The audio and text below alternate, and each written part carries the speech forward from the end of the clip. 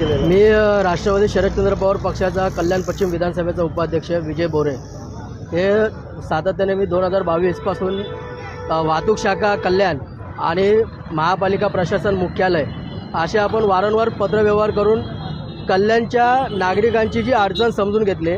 त्याच्यामध्ये लोकांना कामावर जाण्याकरता लेट मार्क आणि त्याचबद्दल एका ॲम्ब्युलन्सला जायला एका पेशंटला घेऊन जायला अडचण निर्माण होत होती। या सगळ्या नागरिकांच्या ज्या अडचणी लक्षात घेऊन पत्रव्यवहार केला आणि पत्रव्यवहाराच्या अनुषंगाने महाविकास आघाडीच्या माध्यमातून आज कल्याण पश्चिम विधानसभेमधील सुभाष चौक जो आहे तो हाईट बॅरिकेड आपण महापालिका प्रशासनाकडनं लावून घेतलेला आहे। जर बघायला गेलं तर स्टेशन परिसर जर मोटर व्हेकल अधिनियम या तरतुदीमध्ये एक असं तक्ता आहे की स्टेशनच्या परिसरात 1.5 किलोमीटरच्या अंतरात कुठलेही अवजड वाहनं येऊ नये अशी एक तरतूद आहे।